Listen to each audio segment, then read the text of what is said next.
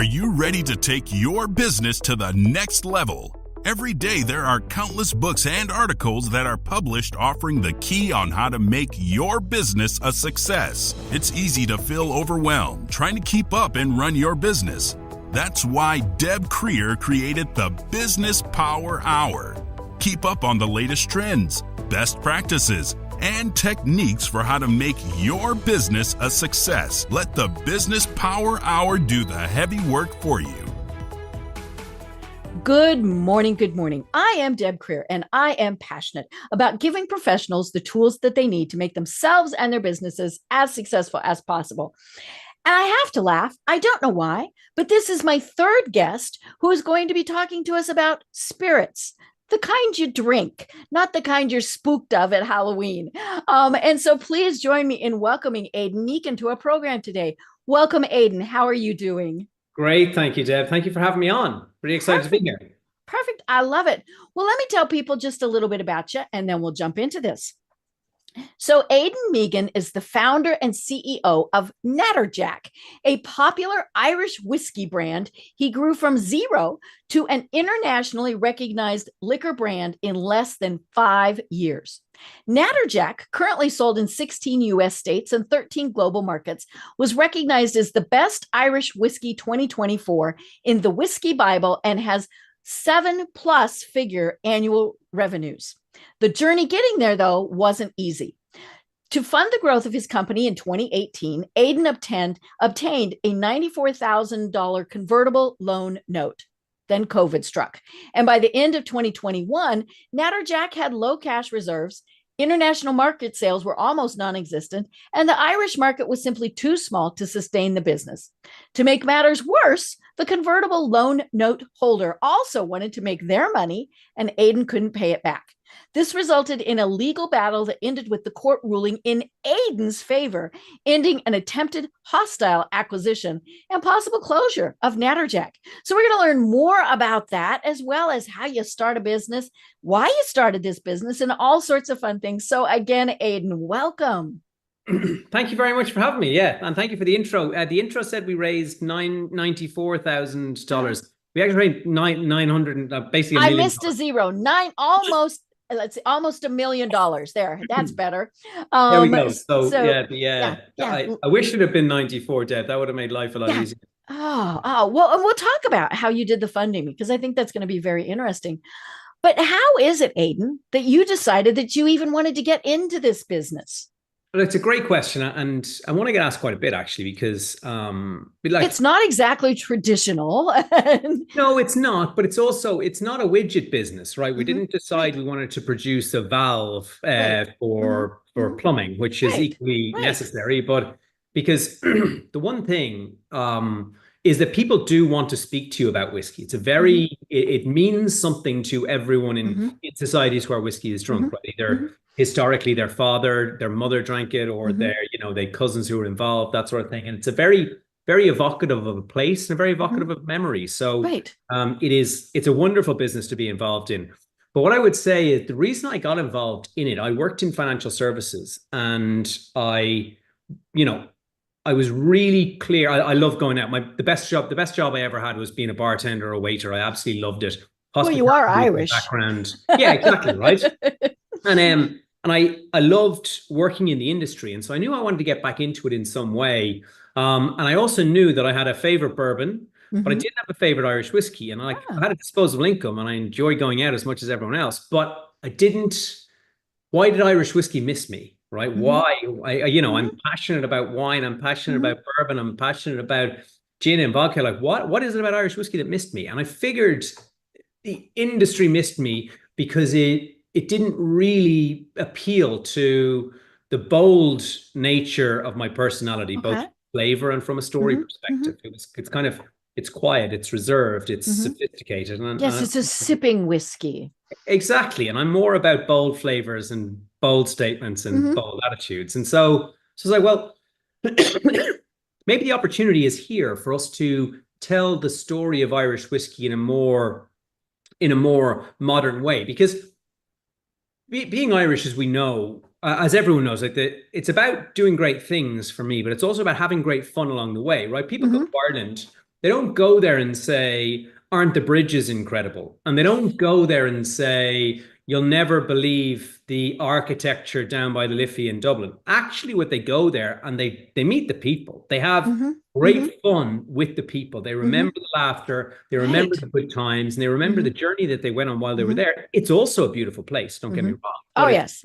So much about the people. So I wanted to do with Natterjack was really engage that having great fun along the way, because the Irish whiskies that were on the market that missed me were, and by extension, if they missed me, they must have missed a load of people.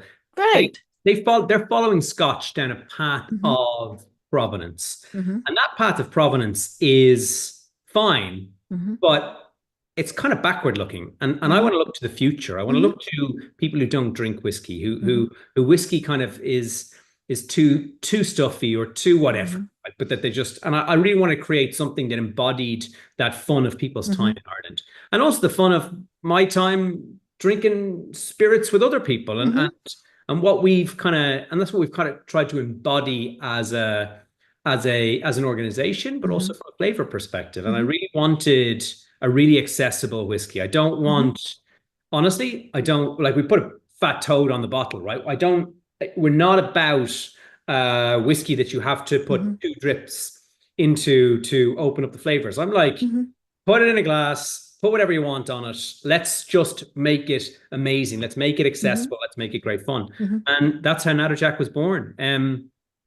Irish whiskey also traditionally was a place name or a surname, Jameson or Tullamore Dew. Right. We want to do something different. You and I wouldn't be sitting here if it was called Mehigan's Irish whiskey. Right. But Natterjack. Yeah, but the Natterjack toad, which is the only toad indigenous to Ireland, but it has its own story. It's indigenous to Ireland, so that's where it originated. But it's now around the world. I mean, I think it's in about 92 countries. Yeah, it hopped on those boats and went and exactly. Yeah, same as ourselves, right? So it's our spirit animal, but also. Right. It can't hop, it walks, and it can't swim, it drowns. So it has to evolve to survive, much like ourselves. And the journey that we went on to raise the money and launch the business and everything that went with that was our own journey. We were a plucky startup, in some ways still are. We still have very much a startup mentality, even though we're growing, triple digits each month, and it's an amazing journey to be on. But I wish I'd done it sooner. So it's been fantastic. One of the things that you spoke about there was the kind of journey to raise the capital, right? So it isn't cheap to start a whiskey business.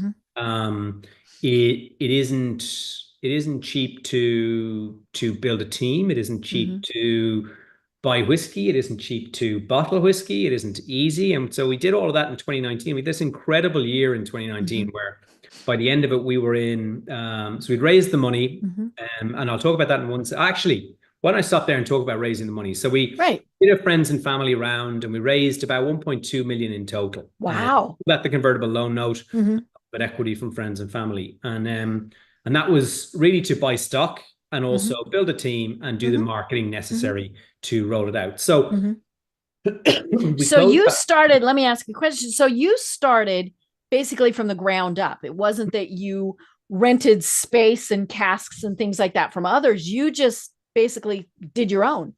Yeah. Okay. So we had nothing and no experience. I worked in financial services, no experience. But that's interesting. I don't know that you can.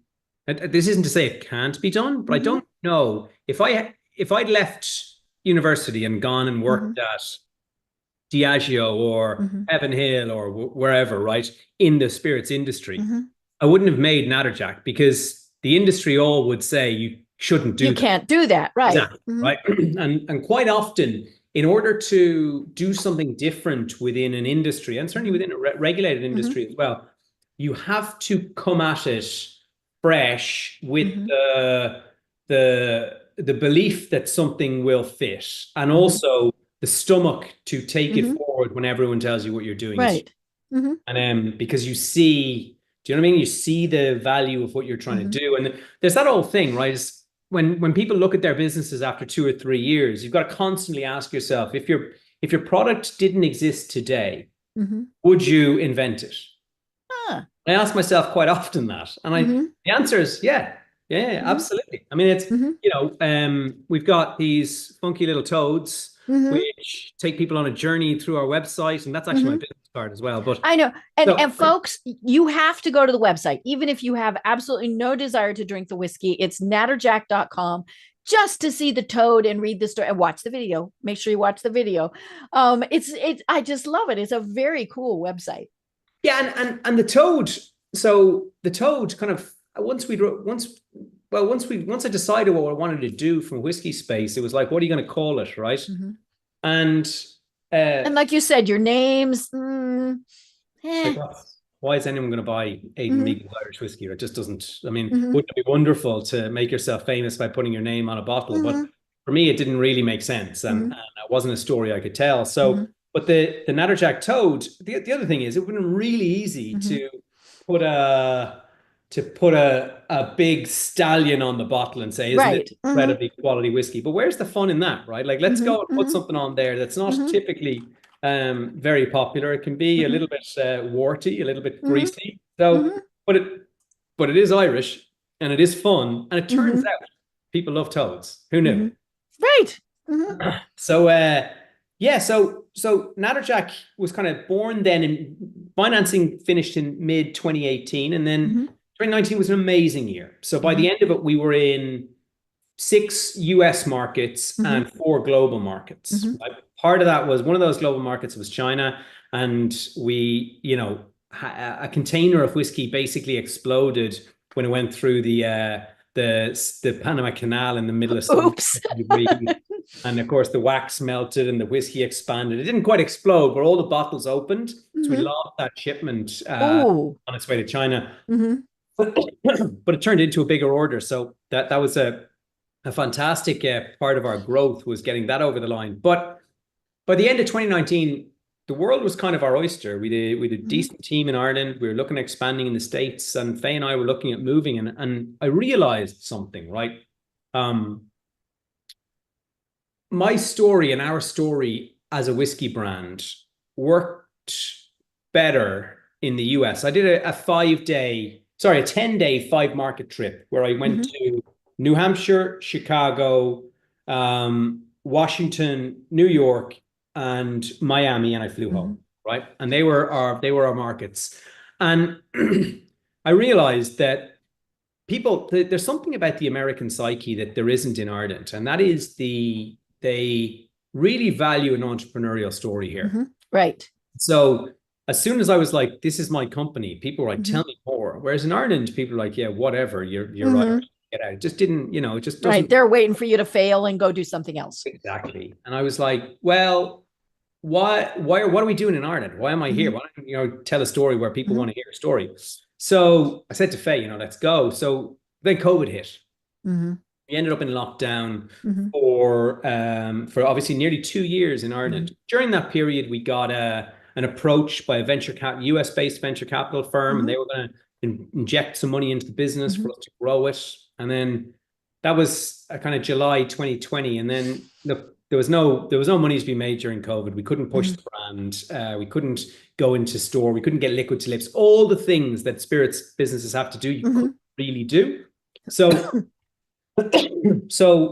by the 18 months after we'd had the offer, there was still no offer. And so we walked away from that deal. But in walking away from that, we solidified our note holders' concerns about the business. And then they tried to force us into administration. We went into what's called examinership in Ireland,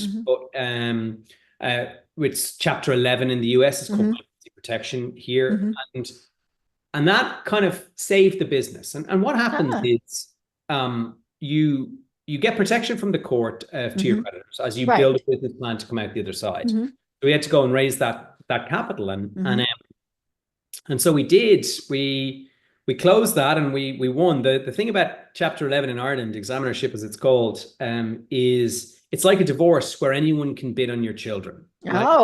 Oh no! So you had people coming from everywhere. Exactly. We had actually 2 other bids. Our bid to keep our company, plus 2 other bids to come in and take the company off. And we won. It was a 90-day process. my wife Faye was pregnant with our third child. It was the most stressful time in my life. And we won the bid, and our daughter Artie was born 3 days later. So Oh my. yeah, it was quite something.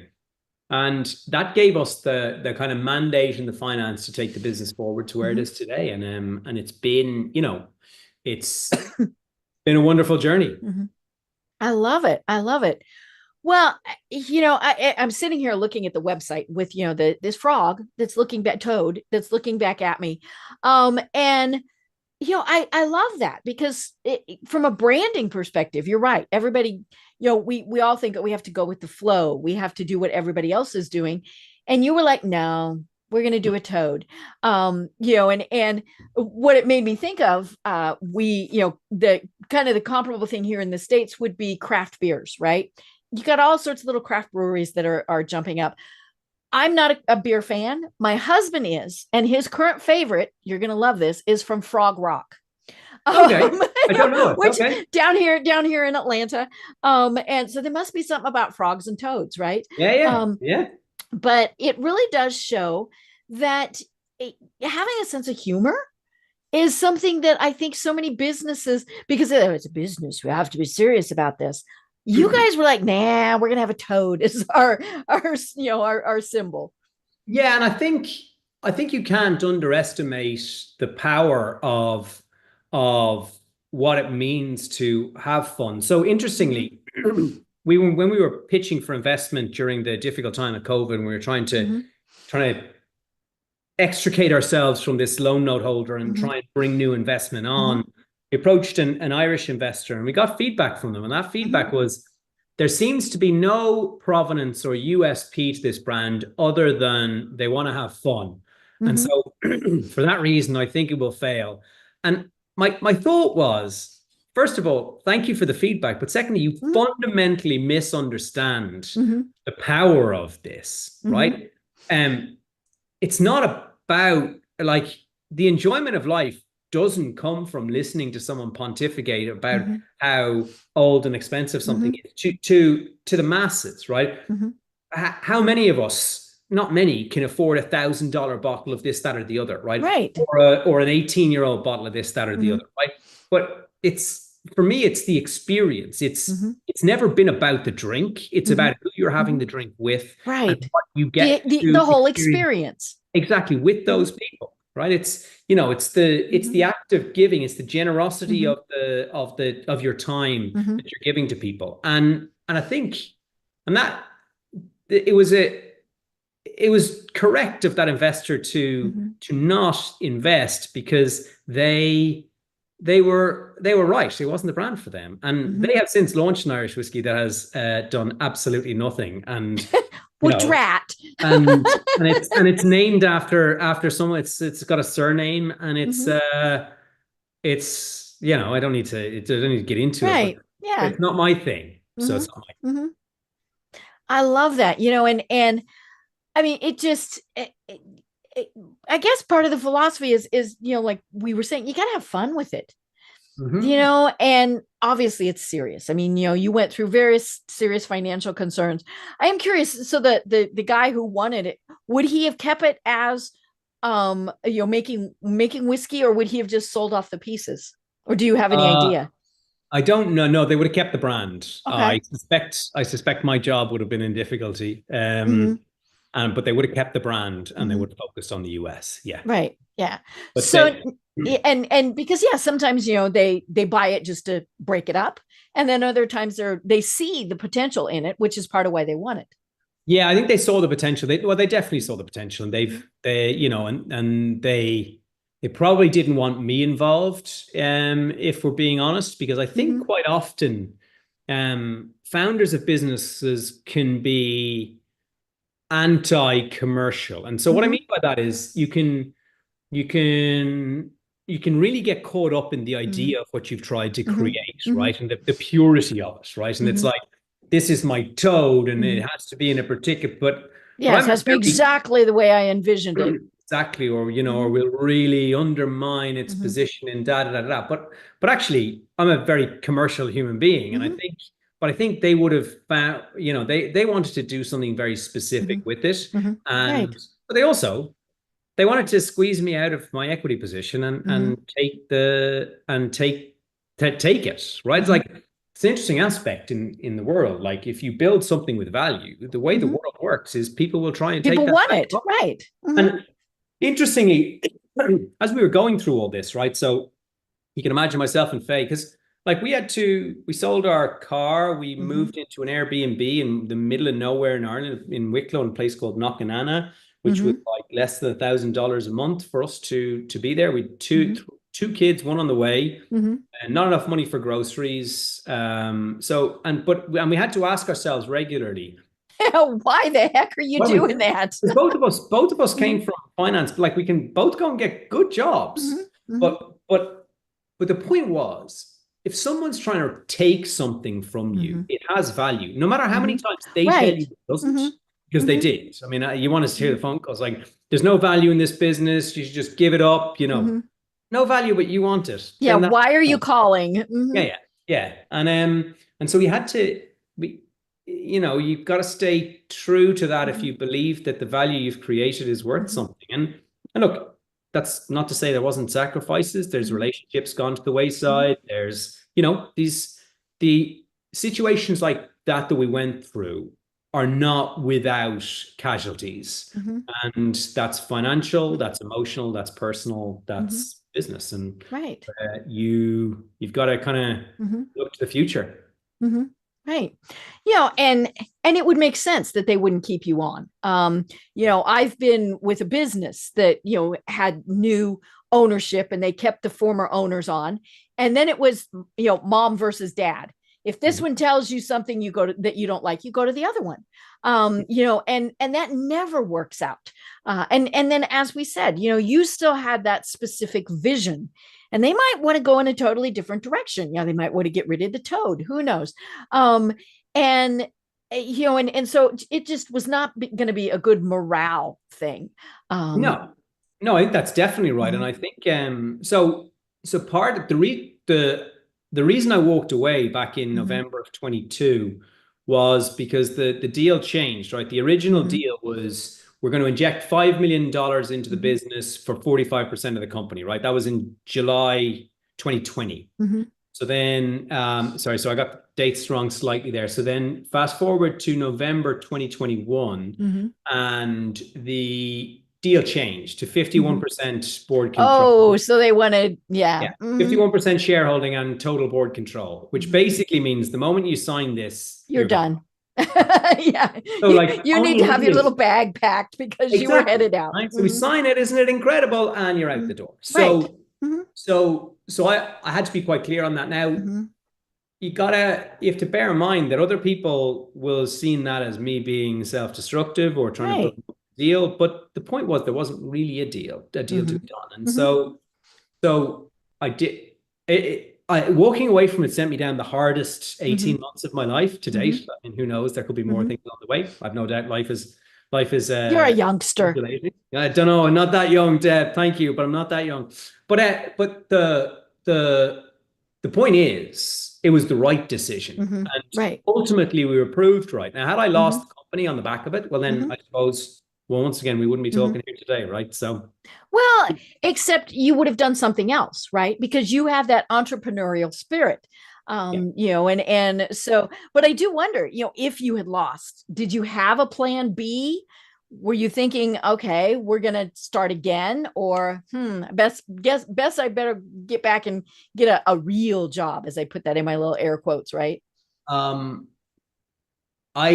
every aspect of my life, I don't keep anything for the swim home.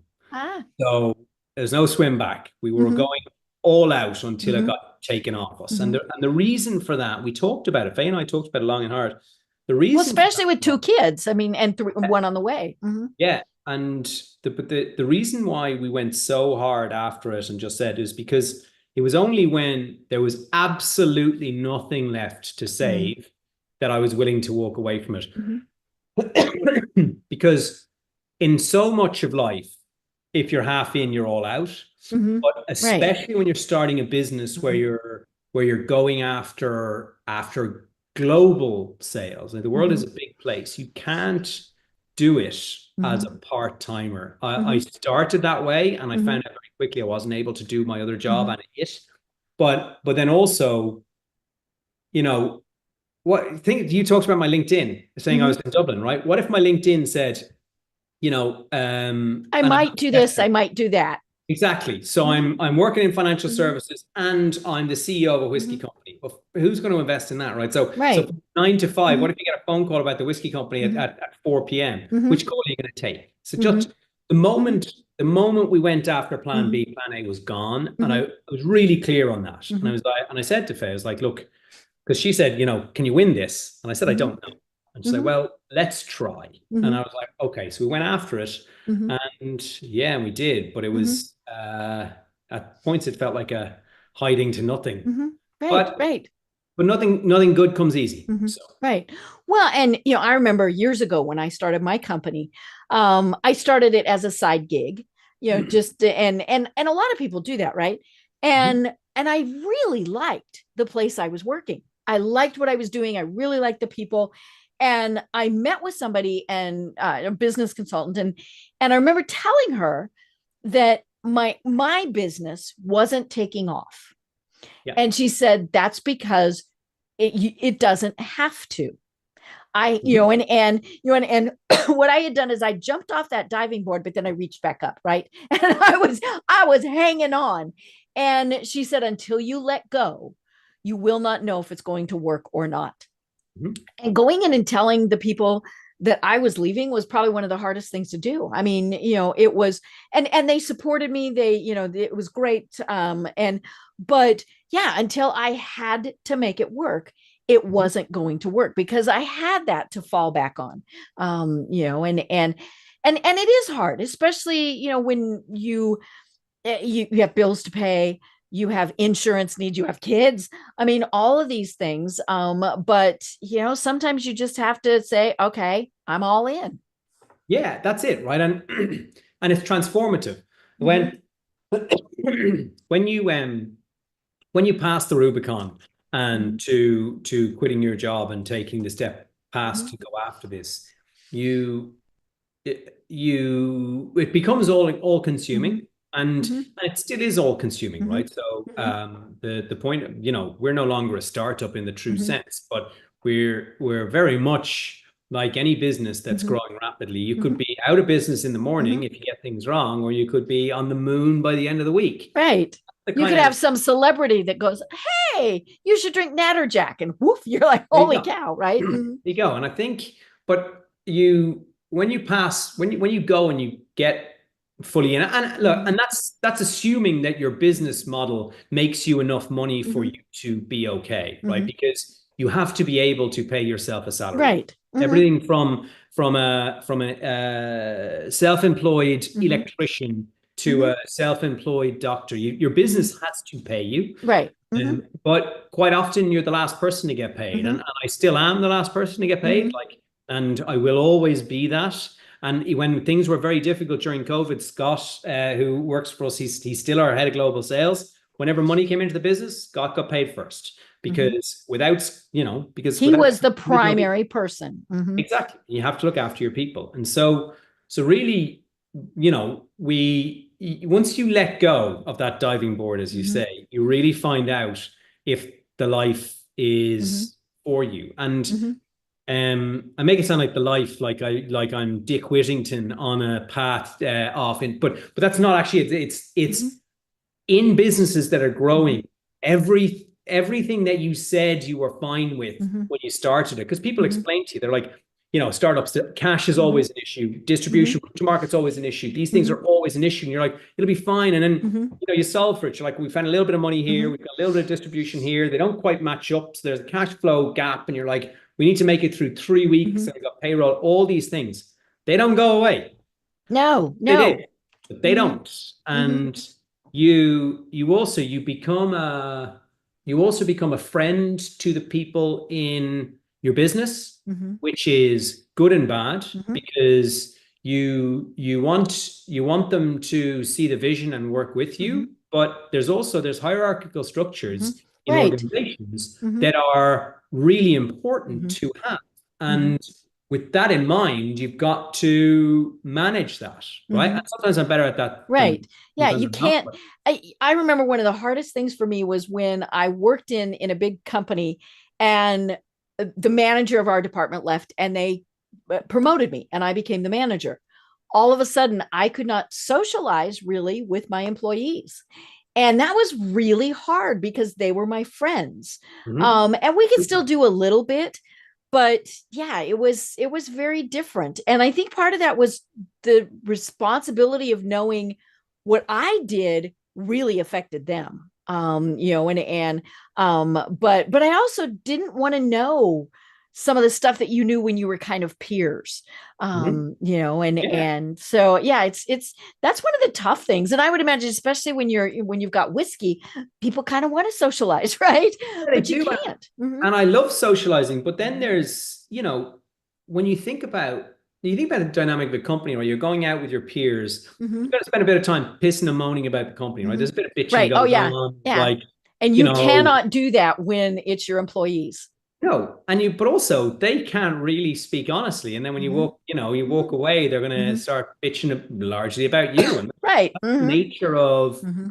the role. And yeah, and so, but then obviously the alcohol industry does involve socializing. It's a large part of it. And so, but you've got to be quite regimented as to how you interact, but also how you communicate the information, right? So what do our sales rep need to know about our corporate structure? Right.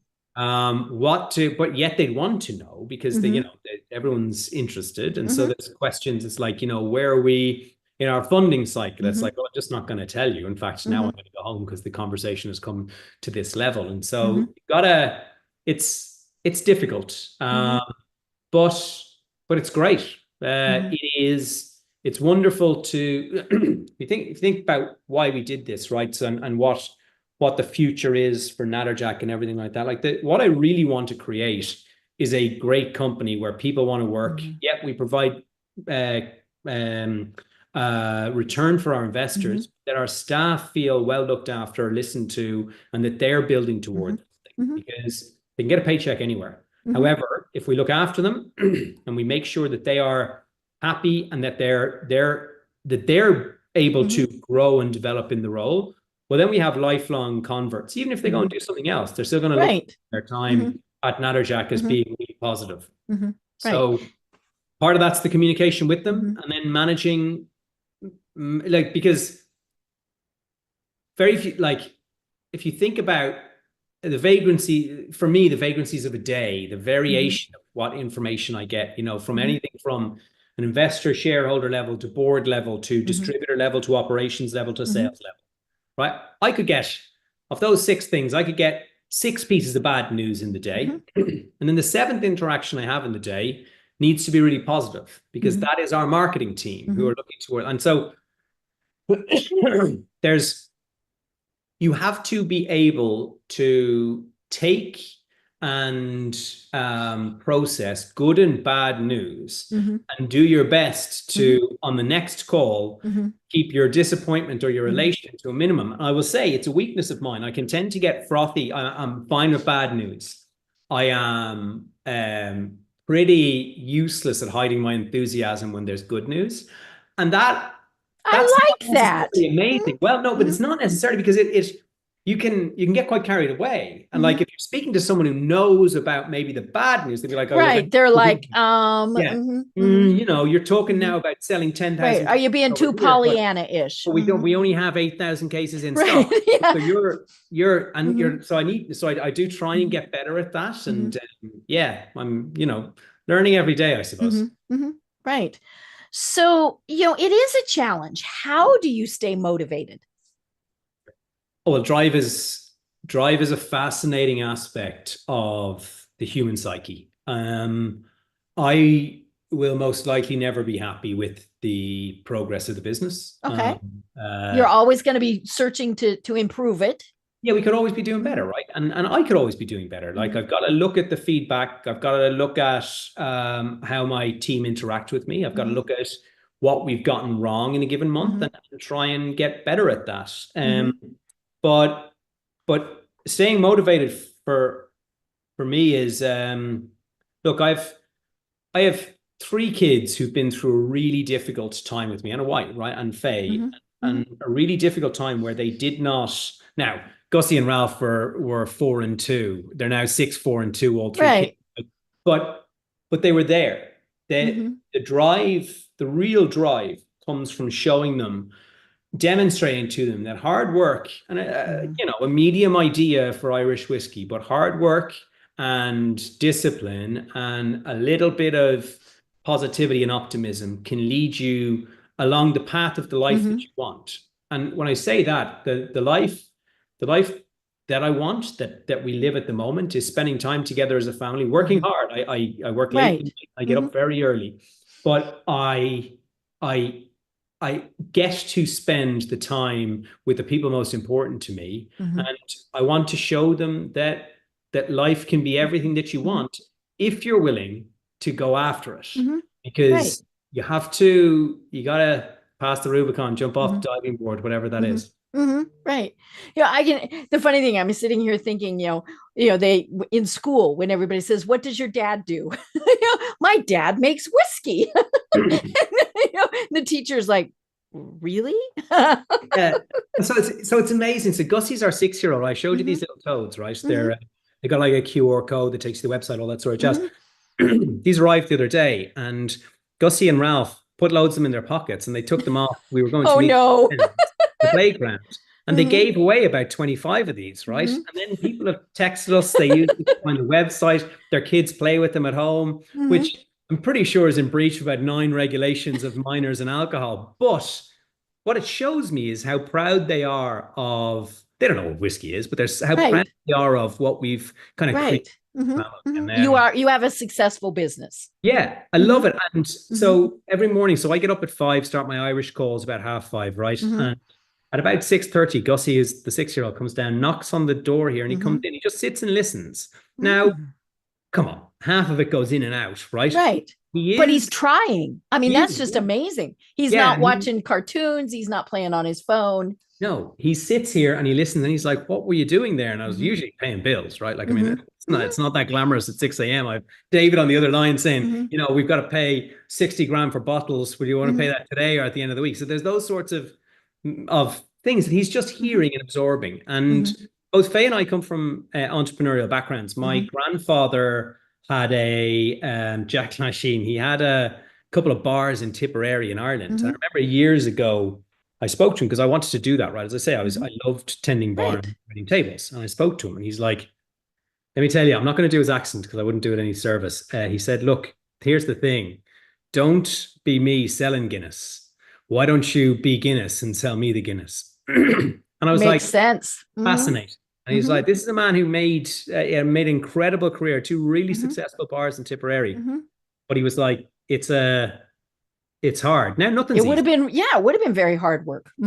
Yeah, and they had old school back in the 50s and 60s, a bar with a grocery store attached. Mum and her 2 brothers and sister worked in, and then on Faye's side, her family have a farm in the UK. Her father's a building a builder, as we call it back home, and he builds houses, and so they come from a very entrepreneurial mindset as well. And it's interesting when you come from entrepreneurial backgrounds. Now, my father was a surgeon, so our family wasn't entrepreneurial in that business, startup business sense, but my mum's side of the family was.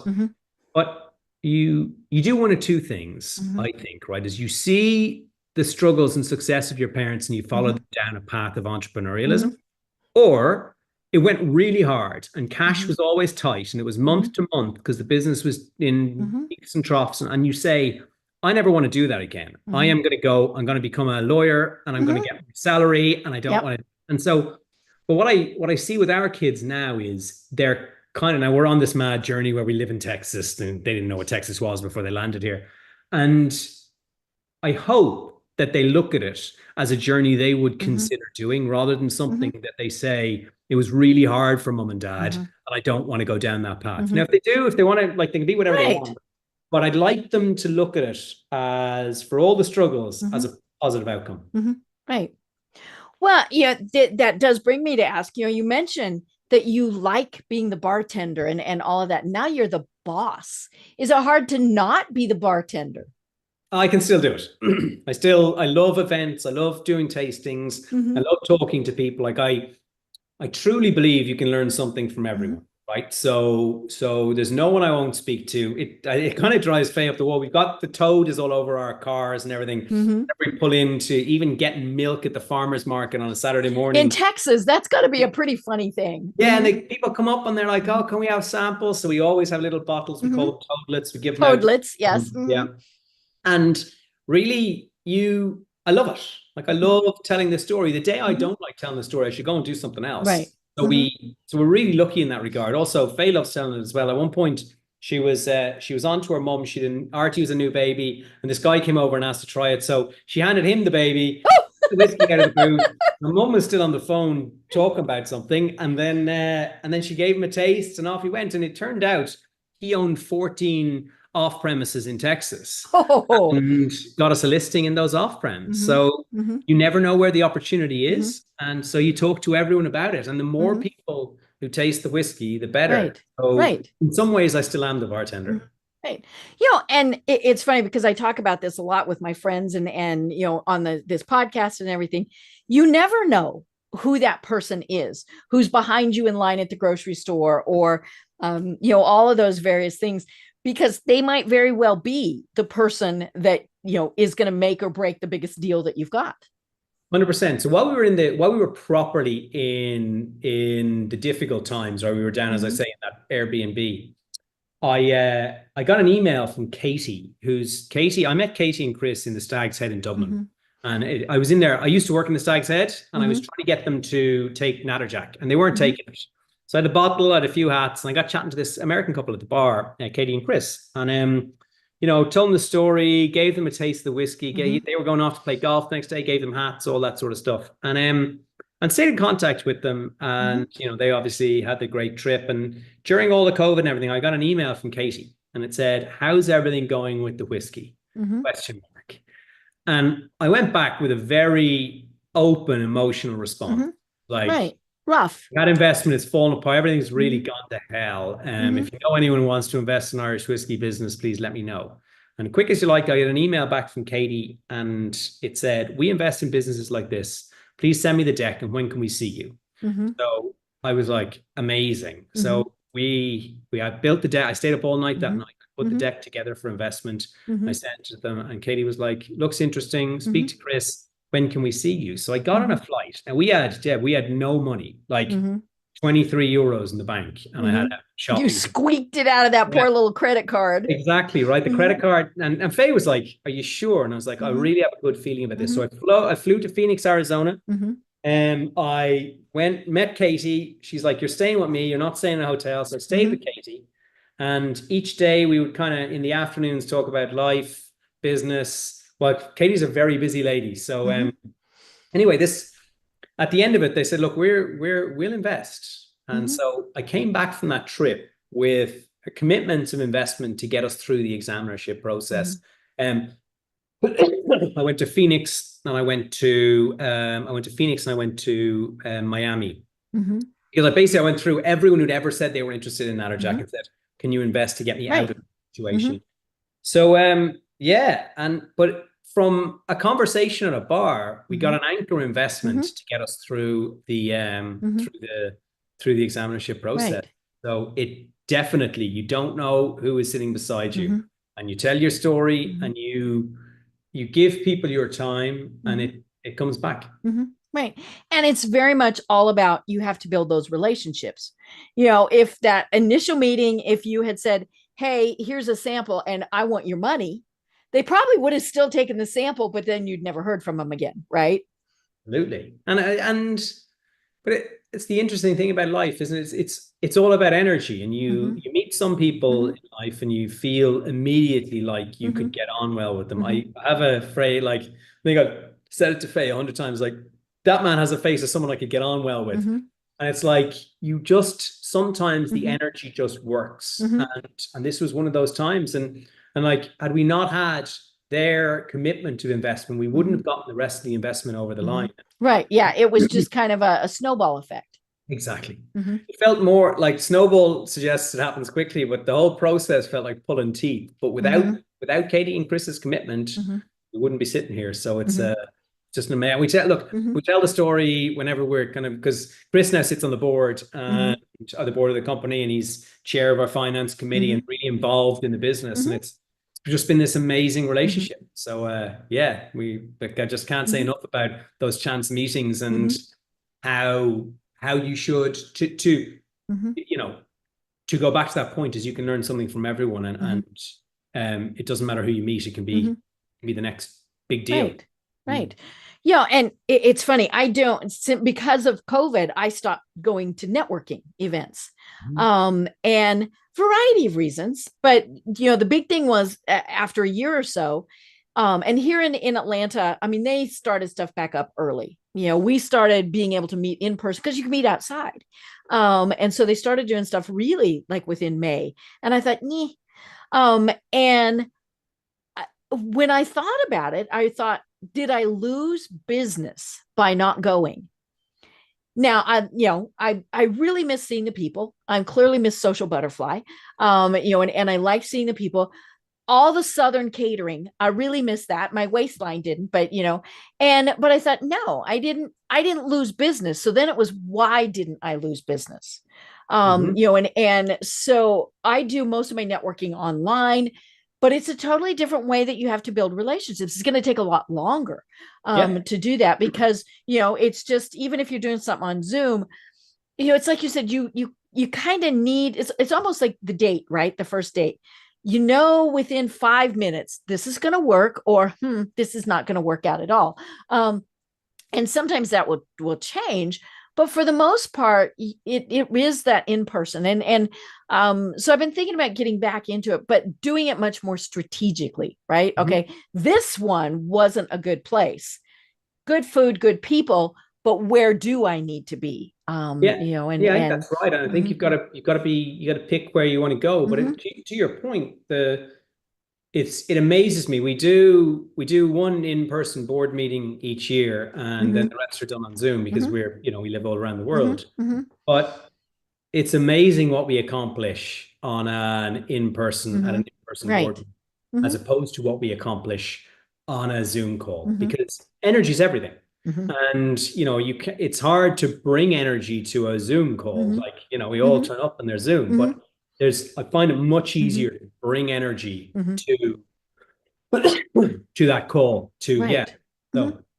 Well, and we pick up on the body language and all of those things, and I'm sure you've seen here in the States, there's been the big push to get people back into offices. I get that people don't want to go back. I live in Atlanta. The commutes here are horrendous. And so people don't want to do that again. But you pick up so much, and it's about those relationships again, where they've got the picture of their kid. And so you're going to ask them about that. You might ask about what happened last night on TV. All of those things that we really don't do on Zoom. I was talking with one of my guests, and he said what they started doing, because they decided to stay virtual. And so he said, they set a policy where the first 10 minutes of every Zoom were absolutely mandatory. No missing them. And it was all chit chat. How you doing? How was your weekend? And he said, a lot of people went, well, this is a waste of time. I don't have to be there. But so that's why they made it mandatory. But it's those little things that you pick up on. I mean, it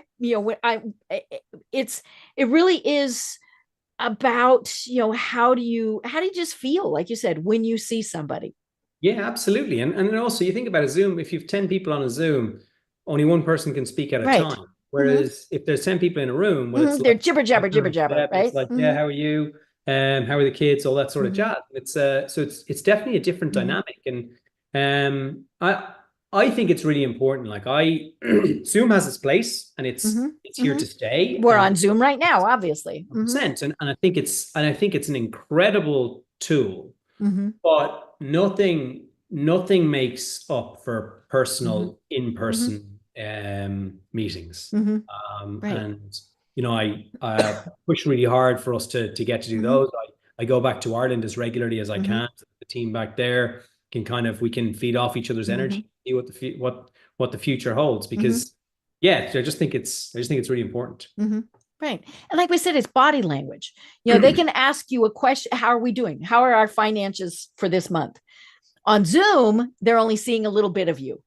In Yeah. person, they're seeing you clench your hands or relax or do whatever, right? Yeah, that's right. And Mm-hmm. your knee is I'm forever my knee is jumping, and Mm-hmm. there's lots of non-verbal cues. But the other thing is, there's a huge part of communication is verbal, but a Mm-hmm. massive part of it is non. And Right. you know a lot more about how a person Mm-hmm. is in themselves Mm-hmm. as you see them in their environment. Mm-hmm. So it's I'm excited about people getting back to, Mm-hmm. like, I know a Mm-hmm. lot of states still, like New York, Mm-hmm. you're in the office, it doesn't Mm-hmm. matter. Right. Ours is a little bit different, because we've got like Scott and David in Ireland, Mm-hmm. we've got Grant's in Texas, Amanda's in Florida, I'm in Austin, all that sort of stuff, right? Mm-hmm. But we try and get together as much as we Mm-hmm. can, because Mm-hmm. there's something great to that, Mm-hmm. and it's the one thing you can't scale. You Right. can't scale personal interaction. Mm-hmm. You can Mm-hmm. Tony Robbins it, and have 50,000 people in a room. But Mm-hmm. for our business, Mm-hmm. I meet everyone at every Mm-hmm. event that we go to. And Mm-hmm. when they come back the following year, they do Mm-hmm. ask, is Aidan here? And if I'm Mm-hmm. not there, it definitely takes away from Mm-hmm. the experience, because Mm-hmm. they're going along on a journey with you, and you're Mm-hmm. asking them to go on a journey with you. Mm-hmm. So that personal interaction matters Mm-hmm. much more than a signature or a picture. So Mm-hmm. we'll Right. keep them. Right. So, so I've been looking on your website. You've got all sorts of fun products and things. What is next? I mean, is it going to be something that's not whiskey? All of those things. So, what is next for Natterjack? I think that can be quite a dangerous question, right? Mm-hmm. We have 3 products. We've got Natterjack Blend 1, which Mm-hmm. double gold in San Diego. We've got Cask Strength, as you said, was Irish Whiskey of the Year in Jim Murray's Whiskey Bible. And we have what we call the Mistake, which is the whiskey that we left in barrel too long. We left Mm-hmm. it for a year too long. And that is... And it's more expensive. Is it more potent? Yeah, there's more alcohol in it, but it's Okay. also spends more time in barrels. So it's... Okay. it's going to have more flavor. Mm-hmm. Exactly. Yeah, much more mm-hmm. flavor, even a lean towards the bourbon notes, and but still that triple distilled smoothness. Mm-hmm. And I think when we talked earlier about focus, that's Mm-hmm. also focus about your business, right? Mm-hmm. So could I release a gin and a vodka and get some early wins from a couple of gin bars Mm-hmm. and a couple of vodka bars and broaden my portfolio? Absolutely. But when you broaden, you lose focus. So when you lose focus, when you broaden, you need Mm-hmm. more capital to support different types of brands, more resources, right? More people. Mm-hmm. So we made a decision early on. We're a small number of SKUs, a small number of products. That's 3 that won't grow. Maybe we'll do a couple of limited releases, but nothing more in our core range. No more gins, no more vodkas. Not no more, none at all. And we will focus on what we do well. And then look, when we're in all 50 states in the US and we're in 192 countries globally, and you'll think knows about Natterjack, well, then we might say, okay, let's do something else. But the world is big. We've got a big task ahead of us. And so we're not going to dilute our efforts by trying to go broader to try and pick some low-hanging fruit. I think what's really important here as a business is that we go after brand recognition, quality recognition, go after that. And that's expensive to go after. It is easier to come up with a fun, call it cane toad rum, right? And wouldn't that be great fun? It would. Would it drive sales? Probably not. So would be a distraction. So we're laser focused on what we have to do. Right. Well, and we've seen the mistakes that big brands make when they do that. I'm here in Atlanta, which is the home to Coca-Cola. And, and several years ago, for whatever reason, they decided to change the recipe, right? And people, they couldn't, and then it had to be new Coke, and then we went back to classic Coke, and now we're back to the regular one. But, and of course, that was one of those, because I remember thinking, wasn't what they were doing working? Well, it was. So then why would you change it? And I mean, it's one thing to say, okay, we're going to have cherry Coke or something like that. But yeah, to just change your primary thing, it didn't really make sense. And of course, it didn't make sense. No, it didn't. But innovation can be quite alluring, right? We're changing our product to a new, as flavor profiles and flavor tastes change, we're trying to evolve to accommodate that. But you know, I know precious little about Coke's development process, but what can 6 people in a room who decide, like, what do they know? Or a focus group of 100 people, what do they know about the 3 billion people globally who like the taste of Coca-Cola? And the answer is they probably know precious little. They didn't. Yeah.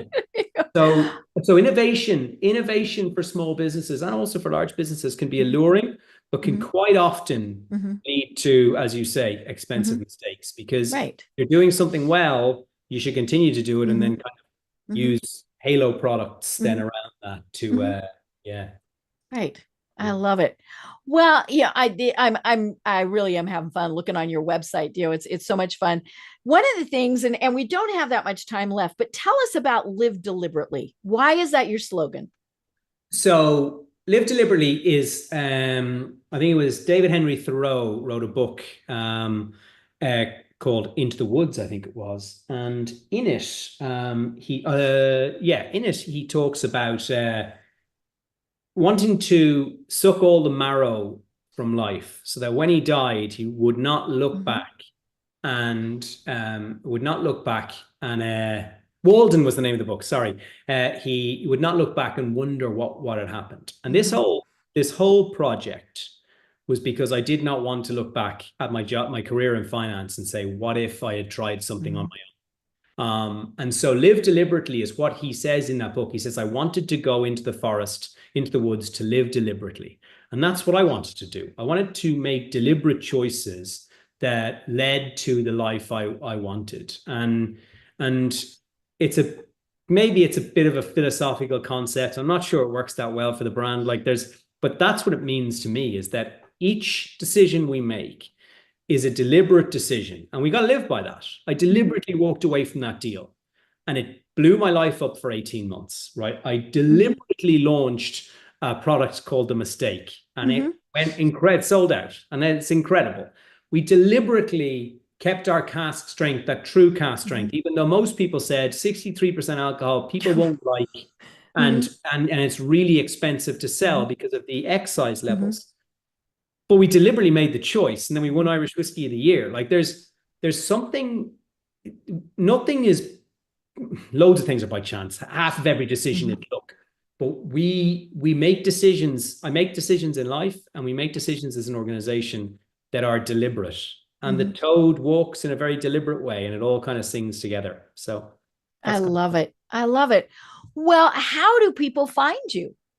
So Natterjack.com, you can, and your listeners, if they use Aidan Special as a discount code, they get 10% off, which will cover shipping across the continental US. Writing that down. Yeah. And then also we're in Total Wine and More across the US. So that's one area. And then we're in chain stores as well. Specs in Texas, Binny's in Illinois, Publix in Florida. That's where you find us. They're the chain stores that come to mind. And then look, the best thing you can do is ask one of your local liquor stores to get us in, or reach out to us and just tell us where you are. We'll try and get you distribution, or we'll tell you how to get it. But the website is probably the easiest way across the country to get. We're also we're nearly in 20 global markets now. So you can order, if your listeners are outside the US and they want to order, CelticWhiskeyShop.ie. They ship globally. So you can get Natterjack that way. Very cool. I love it. I love it. This really has been so much fun and educational too, right? I can't wait until we chat again. But Definitely. Do you have any final thoughts, excuse me, that you want to leave everyone with? Yeah. Do it now, right? If you want to do something in life, don't wait till tomorrow. Don't wait until someone comes back and gives you the information you need to then go and make a decision. Do it now. On the call with somebody that you need to action this, do it then. Don't procrastinate. And I'm not 100% on it myself, But I do like the idea of doing things now, because it's really easy to say, I'll do it by the end of the week. Most things can be actioned straight away. And look, the one thing I wish, my only regret about this whole business is I didn't do it earlier. So to all your listeners, if you've got an idea, give it a crack.